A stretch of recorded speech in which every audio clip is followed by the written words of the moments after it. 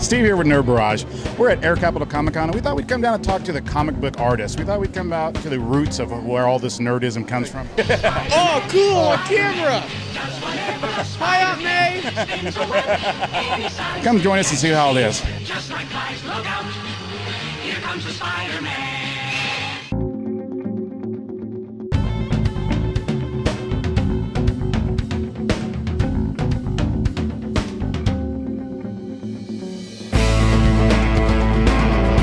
This is Zach Wells with Obsidious Artwork. Zach, how'd you get started? My wife bought me a canvas and an easel. I've been doodling on and off for my whole life, but never actually finished a single picture. And she kind of saw that there was the potential there, and she said, paint something, so I did. You have a little bit of an accent. Where are you from? I'm from West London originally. I've been here a decade. When I first came over, I was just kind of looking around, trying to figure out what I was going to do with myself. And within a few months, met some girl who ended up being my wife. So I stayed. And she's actually responsible for nearly all of this stuff. In many ways, I'd say she's my muse. What have you found the biggest challenges? Patience. I've had to work really hard, especially on one of the longer pieces. I kind of like to get it done quickly. And so I struggle with that sometimes to try and overcome that. So this is the Mass Effect that you were telling me about earlier. I had to experiment, actually. This was kind of a new thing for me. So first of all, I painted the whole thing black and then just took like a white art pencil, drew where I wanted it to be, and just kind of did the outline of the figure. And then once I did that, repainted all of it black again, kind of did all of the background after, kind of all around the white painting and so on. So maybe not the way that it should be done, but just trying to figure out ways to do it. What I've seen is there's no right way or wrong way. There's just the artist's impression and what you like. So you're absolutely right. Different artists have different styles and different methods. What's really important is the output, the final product, and whether or not that speaks to you as an artist or you just the beholder, so to speak. So. Huge fan of Star Wars. I gravitated toward it right away, as I'm sure most people do. Tell me a little bit more about Dogfight. Dogfight was a really fun painting. So I studied some Gerhard Richter. He's basically putting a lot of paint on a canvas and then just scraping it across and just trying to get different textures and different colors. It was one of the few backgrounds that I came back to multiple times over the course of several weeks, where I'd lay a surface down, I'd scrape across it, and if I didn't like it, I'd come back to it, put some different color down, scrape it across again. And I did that, I don't know, maybe 10 or 12 times before I got something that I was really happy with. Once I was done, I just laid the vehicles on top of it, and that part didn't take me too long. Another piece that I absolutely fell in love with is Optimus Prime and Bumblebee. Rolla is actually one of my personal favorites. The original painting was done as a commission for a friend. It was probably my biggest challenge so far. Good work. Thanks.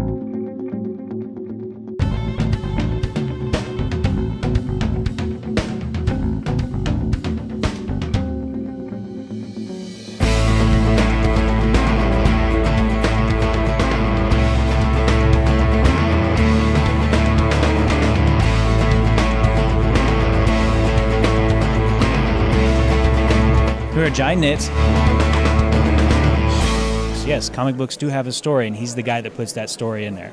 Your two latest graphic novels are Toshiro and Dream Thief. Yes. Tell us about those. Toshiro is a steampunk samurai book, which, do you like steampunk samurais? Most people don't know because they've never heard of a steampunk samurai book. I like them separately, so I imagine I like them together. Which is my thinking as well. This is the first steampunk samurai book in existence to my knowledge. The artist on it is a wonderful Polish artist named Janusz Pawlak. He brought this book to me. He'd been working on it for a while. He said, would you be interested in doing this with me? I said, absolutely. So he had this fully formed idea that he wanted to do. It was a interesting blend of history plus just dynamic art. And when he brought it to me, he said, what would you do with this? And I kind of detailed what kind of storyline I thought would be interesting for it. I had a really good time with it. Dark Horse Comics published it, and they're like, where did this guy come from? Who is he? I'm like, he's from Poland, and no one's ever heard of him. Once everybody sees Toshiro, he's going to go up to the next level. So it looks really cool. It's really dark. I love different artistic expressions. Comic books are my favorite. So I want everybody to see them the same way I do, which is they're this awesome art form. So there's story there. There's something that about the human condition, whether I'm writing about Kato and the Green Hornet, or whether I'm writing about Superman, or whether I'm writing about Dream Thief. There's a thing there that I'm trying to explain my point of view on stuff, and it's my favorite delivery form of entertainment. That's what I do these kinds of conventions, is I want to meet my target audience, somebody who's really into Buffy the Vampire Slayer, and go, you like Buffy? You might like this that I've done. Or you are super into Firefly? Okay, try this thing that I've done. As long as you're into genre fiction, I can present you something that hopefully you'll latch on to. John, thank you for your time. Don't worry about it. Thanks so much.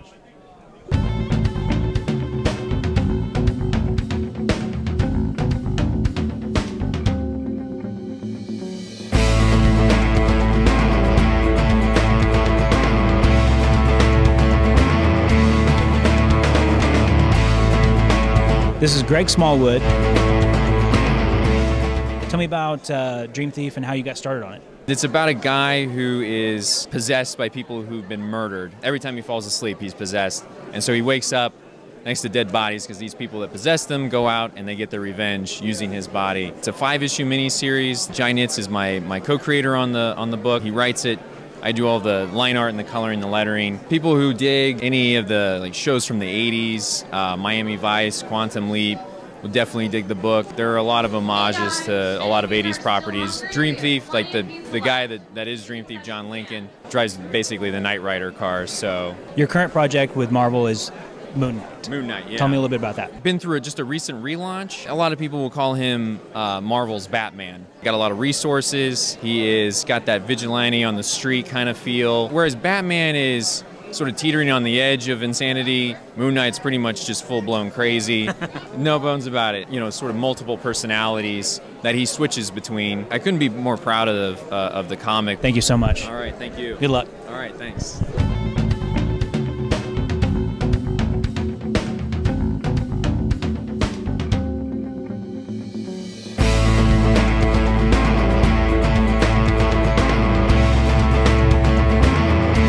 I'm here with Lana from Lana Lethal.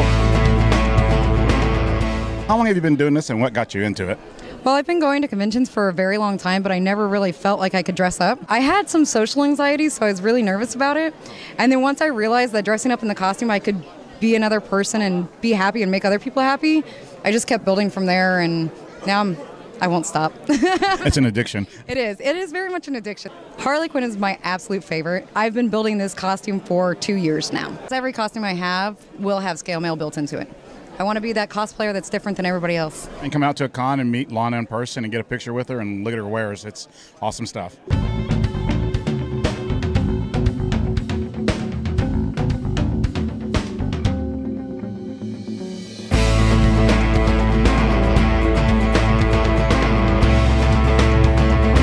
I'm here with Jim Rugg.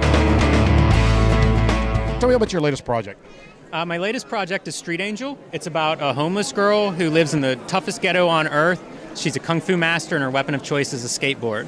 So she spends her time trying to stay alive against street gangs of ninjas, mad scientists, monsters, typical comic book villains. You've written other books too. What are those? I'm very well known for Aphrodisiac, which is about a 1970s superhero pimp who also fights comic book supervillains, monsters, Dracula, basically any threat to his turf. And so tell me about Supermag. Supermag is a one-man anthology. I tend to draw in a lot of different styles, and Supermag collects a variety of my strips, including a lot of short pieces like The World's Mightiest Golfer, US Ape, and just a variety of different comic strips and drawings. My newest book is actually a collection of notebook drawings that are reproduced in a book that looks like a notebook, and these are all drawn with ballpoint pens. So in addition to comics, I also do design and artwork, like for art shows and galleries, and this is a collection of those drawings. So I noticed another thing too is you do 3D art in some of these notebooks. I looked at old 3D comic books and they're just red and blue, and I realized I have red and blue pens. I should be able to do this. And I started experimenting with drawing to emulate 3D drawing, and it works. I know another fan favorite you worked on was Adventure Time. Can you tell me about that? Yeah, I drew a storyline earlier this year in the Adventure Time comic where Finn and Jake become ghosts and then realize it's not a good idea to be ghosts and spend the rest of the story trying to get their bodies back. That's awesome. Thanks, Jim. Thank you.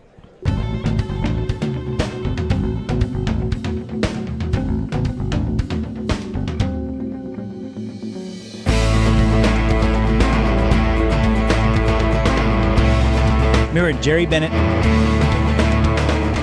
Jerry, tell me a little bit about the Star Wars prints that we saw. I've been really fortunate to get to do a lot of t-shirt designs, and I entered some contests, and that was a great gateway for me to be able to get some licensed design work with Lucasfilm. Got a Star Wars design there and 2 Marvel designs. So what are you working on currently? Currently, we are trying to push forward with the Nader Zenith comic. In the meantime, I'm actually trying to write some of my own stories. I'll call it an underwater western. So far, the coolest thing I've done yet is to be commissioned by Stan Lee. He had seen my stuff at a Salt Lake City convention and had his people contact me to do an exclusive print for the Stan Lee Foundation, which promotes literacy. That is incredible. What medium do you like to use? I love all mediums because I love doing a lot of pen and ink, but lately the digital format is just amazing. It's the convenience, being able to erase easily enough, not making a mess, and you're having to push deadlines, and so it helps a lot. Is it cheating a little bit? It sometimes feels like cheating, but I'm going with it. Awesome. Thanks, Jerry. I appreciate it. Thank you.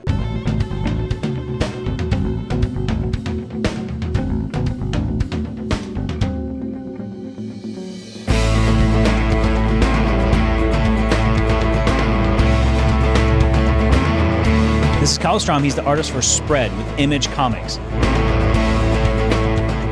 Kyle, tell me about the comic, like the premise, the backstory. 'Cause I started looking through it, and I was like, hey, wait a minute, it looks kind of Road Warrior-ish. So tell me a little bit more about Spread. Spread's a monthly comic that I draw from Image. The writer is Justin Jordan. I do the art. And Filippo Sobrero is the colorist. We're on issue 4. We're working on issue 5 right now. It's sort of like Lone Wolf and Cub meets John Carpenter's The Thing. There's this huge biological ecosystem that's taken over Earth. There's a baby that's been genetically engineered to fight this monstrous stuff, and there's one guy who's taking it across the wasteland. There are all kinds of crazy bad guys after him. It's a fun time. Kyle, thanks for your time. I appreciate it. Yeah, thank you. Awesome work. Thank you.